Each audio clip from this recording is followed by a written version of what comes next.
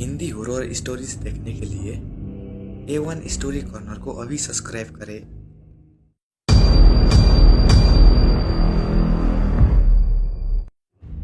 एक बार की बात है, कुछ चाइनीज शिकारी भारत के अरुणाचल प्रदेश पर स्थित एक जंगल में शिकार पर गए। जंगल के बाहर एक बंगला था और उसमें पहले से ही कोई चाइनीज अधिकारी बैठा हुआ था और इन चाइनीज शिकारियों को जंगल के बीच में बने एक पुराने बंगले पे रुकना पड़ा।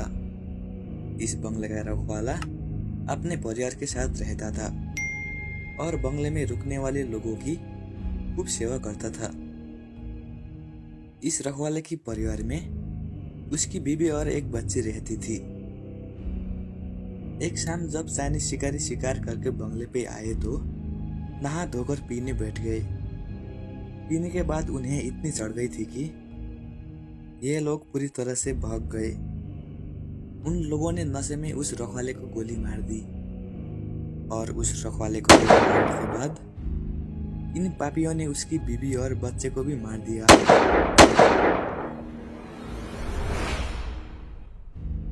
और तीनों की लाश को बंगले के पीछे दफना दिया।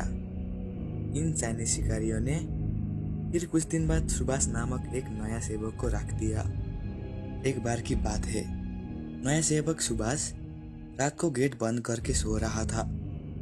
तभी अचानक उसकी नींद खुल गई क्योंकि उसे लग रहा था कि बाहर कोई रो रहा है। उसने खिड़की से बाहर की ओर देखा तो घर के बाहर एक किशोरी बैठी हुई नजर आया। सुभाष उसके पास गया और कहा, बेटी रो मत, अंदर चलो। फिर उस किशोरी को अंदर आने पर पूछा, बेटी तुम कौन हो? इतनी रात को इस जंगल पर क्यों भटक रही हो? सुभाष की इतनी बात सुनते ही वो किशोरी और जोर से रोने लगी। कुछ देर जोर जोर से रोने के बाद वो किशोरी थोड़ी शांति हो गई और सुभाष को बताया कि वो इस बंगले का पहले वाला सेवक की पुत्री है। फिर उसने ये भी बताया कि 2-3 चाइनीज शिकारियों ने उसके माता पिता को मार दिया था और मारने के बाद बंगले के पीछे दफना दिया था। उस किशोरी की इतनी बात सुनते ही सुभाष पूरी तरह सहम गया पर निडरता दिखाते हुए पूछा कि ऐसे कैसे हो सकता है? अगर तुम मर गई हो तो मेरे सामने कैसे बैठी हो? सुभाष की यह बात सुनते ही वो लड़की अचानक गायब हो गई और सुभाष देखते ही वो लड़की कमरे के दीवार पर उल्टी लटकती हुई नजर आई। सुभाष यह नजारा देखकर पूरी तरह से सहम हो गया। फिर अचानक वो लड़की सुभाष के सामने बढ़ते हुए बोली कि काका आप डरिए मत, मैं आपका कुछ भी बुरा नहीं करूंगी। धीरे धीरे सुभाष डरता जा रहा था।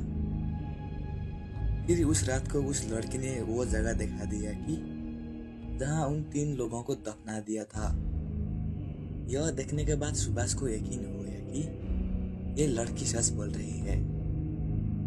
फिर सुभाष ने उस लड़की को वादा किया कि वो उन चाइनीज शिकारियों के खिलाफ वोट जाएगा और उसके माता पिता और उस किशोरी को इंसाफ दिलाकर ही रहेगा। सुभाष की बात सुनकर किशोरी रोते हुए बोली, काका आपको कुछ नहीं करना है, बदला मैं लूंगी, बस आप मेरी थोड़ी सी मदद कर देना। फिर क्या था? उस किशोरी की बात अनुसार सुभाष ने बीमारी का बहाना बनाकर उस बंगले की नौकरी छोड़ दी। समय बीतता गया और उस बंगले में कोई नया सेवक आने को भी तैयार नहीं था। सुभाष वही आसपास में रहता और नए आने वाले सेवक को भूतनी का कहानी सुनाकर भगा देता। कभी कभी वो किशोरी भी अपनी बुद्धिया कारनामे दिखाकर आने वाला नए सेवक को 9-2-11 कर देती। पर उस बंगले पर शिकारियों का आना कम नहीं हुआ। वो लोग आते और खुद ही अपना काम करते थे। उनकी सेवा करने वाले सेवक कोई नहीं था। पर अब जो आता था वो वापस नहीं जाता। क्योंकि उस बंगले में रुकने वाले हर एक चाइनीज शिकारी उस लड़के का शिकार हो जाते। यह क्रम चलता रहा और उस बंगले में मरने वाली चाइनीज शिकारियों की मौत रहस्य बनी रही। चाइनीज अधिकारियों की लाख कोशिश के बावजूद न हत्यारा पकड़ में आता और न ही मरने वाले चाइनीज शिकारियों की मौत का कारण पता चलता। धीरे धीरे ये खबर आसपास के क्षेत्रों में फैल गई कि पुराने बंगले में ठहरने वाला हर एक शिकारी रात होते ही दूसरे दिन का सूरज नहीं देख पाता।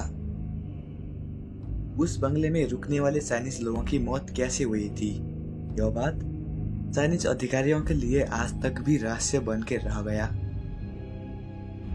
दोस्तों, हमारी हॉरर स्टोरीज आप लोगों को अच्छी लगती है तो A1 स्टोरी कॉर्नर को सब्सक्राइब करके बेल आइकन को प्रेस करना मत भूलना।